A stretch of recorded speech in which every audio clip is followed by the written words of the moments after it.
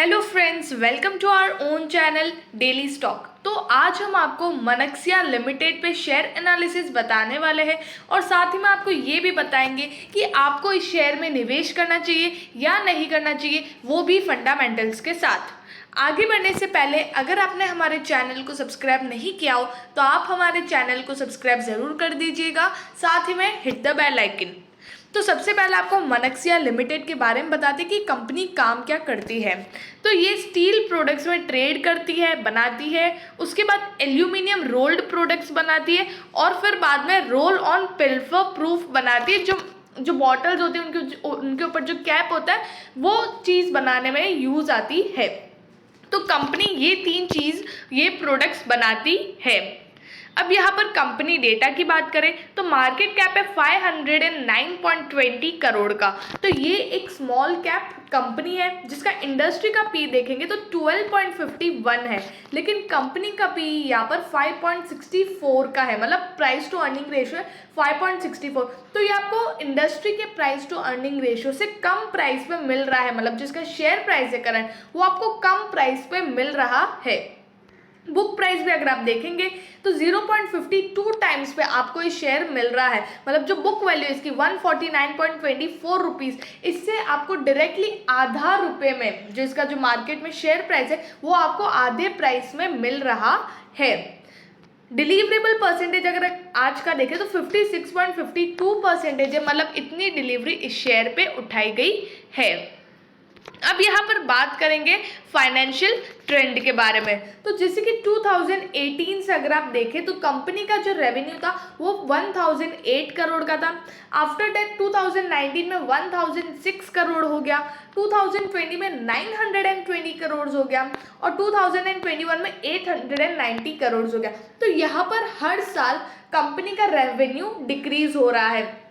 अब ये तो एक बात हो सकती है कि पेंडेमिक भी आया था 2020 में, तो 2021 के रिजल्ट्स उस वजह से खराब हुए, लेकिन नहीं, ऐसा हो सकता है, ये भी एक चीज़ है कि जिसकी वजह से कंपनी के रिजल्ट्स खराब हुए, लेकिन इसके जो पास्ट ईयर्स है हर साल कंपनी का रेवेन्यू थोड़ा थोड़ा डिक्रीज हो रहा है, मतलब जो कंपनी की सेल्स है वो हर साल डिक्रीज हो रही है, हर साल गिर रही है और उसी के साथ जो प्रॉफिट्स है कंपनी के वो भी गिर रहे हैं। अब जैसे कि 2018 में कंपनी का जो रेवेन्यू प्रॉफिट था वो 90 करोड़ का था, उसके बाद यहाँ पर जो कंपनी का प्रॉफिट है उसी तरह हर साल यहाँ पर कम होता हुआ नजर आ रहा है, क्योंकि कंपनी का रेवेन्यू गिर रहा है तो प्रॉफिट भी स्वाभाविक है कंपनी का गिरेगा ही। अब यहाँ पर बात करते हैं शेयर होल्डिंग पैटर्न की।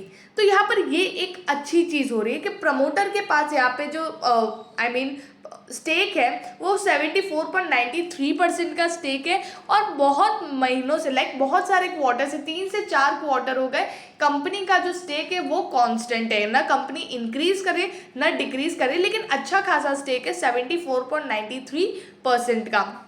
फॉरेन इन्वेस्टर्स की बात करें तो उनके पास 0.27% का स्टेक है और फॉरेन इन्वेस्टर्स ने पिछले क्वार्टर में ही स्टेक लिया है, जब उससे पहले कोई भी फॉरेन इन्वेस्टर्स नहीं, कोई डोमेस्टिक इन्वेस्टर्स किसी ने भी इस कंपनी में निवेश नहीं किया हुआ था, लेकिन पिछले क्वार्टर में फॉरेन इन्वेस्टर्स ने 0.27% का स्टेक लिया है और रेस्ट ऑफ द स्टेक यहाँ पर पब्लिक के पास है 24.8% का। तो ये कंपनी की ओवरऑल शेयर होल्डिंग पैटर्न है जिसमें फॉरेन इन्वेस्टर्स अभी निवेश कर रहे हैं, तो ये एक पॉजिटिव बात है कंपनी के लिए।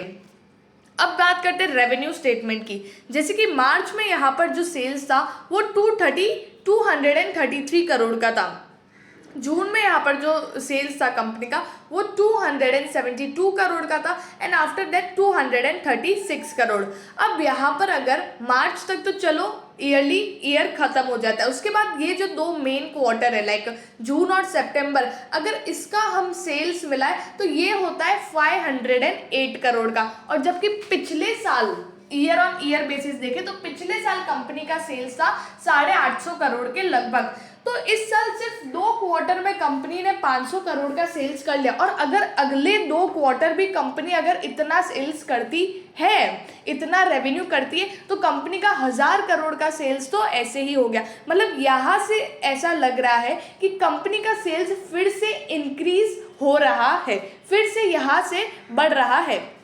नेट प्रॉफिट भी देखें तो मार्च में 3 करोड़ का प्रॉफिट था, लेकिन जून में यहाँ पर फिर से 32 करोड़ का प्रॉफिट और सितंबर में 33 करोड़ का प्रॉफिट। तो कंपनी के यहाँ पर प्रॉफिट्स भी बढ़ रहे हैं और उसी के साथ सेल्स भी बढ़ रहा है, तो ये भी एक पॉजिटिव चीज़ नज़र आ रही है। सेल्स भी बढ़ रहा है और फॉरेन इन्वेस्टर्स भी निवेश कर रहे हैं, तो ये दोनों चीज़ एक मतलब बहुत ही स्ट्रॉन्ग चीज़ बता रही है कंपनी के लिए कि सही टाइम में निवेश करने का। और आगे फंडामेंटल्स में बात करते हैं।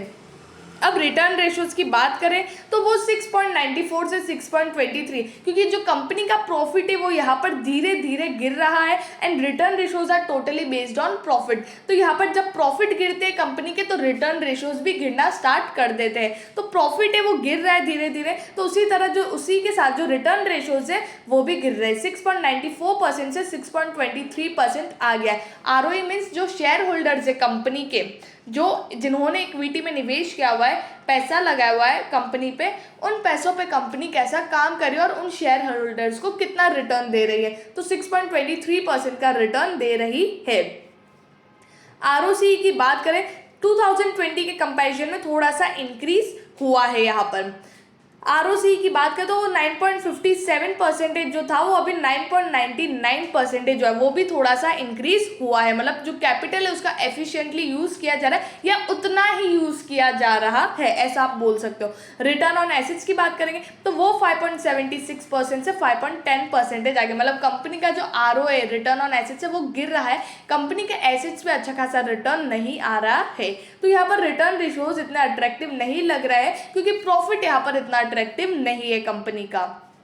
लेवरेज की बात करें तो कंपनी अपना डेट यहाँ बढ़ा रही है, जो 0.03 था वो 0.01 हो गया और अब 0.05। तो कंपनी का यहाँ पर डेट बढ़ता हुआ नजर आ रहा है। अब डेट कंपनी को लेना ही पड़ेगा जब कंपनी को अपने ऑपरेशंस हैंडल करने हैं, नए नए प्रोजेक्ट्स लेने हैं, तो वो कैसे लेंगे जब कंपनी के पास इतना प्रॉफिट ही नहीं है। तो यहाँ पर डेट कंपनी को उस वजह से लेना पड़ता है। इंटरेस्ट कवरेज रेशियो की बात करें तो वो यहाँ पर इंक्रीज हो रहा है, मतलब इंटरेस्ट पे करने की कैपेबिलिटी कंपनी की बढ़ रही है, तो ये भी एक अच्छी बात है कंपनी के लिए। अब एट लास्ट बात करते हैं मार्केट प्राइस की, तो 5 ईयर हाई है 86.35, लेकिन करंटली 77.70 पे ट्रेड कर रहा है।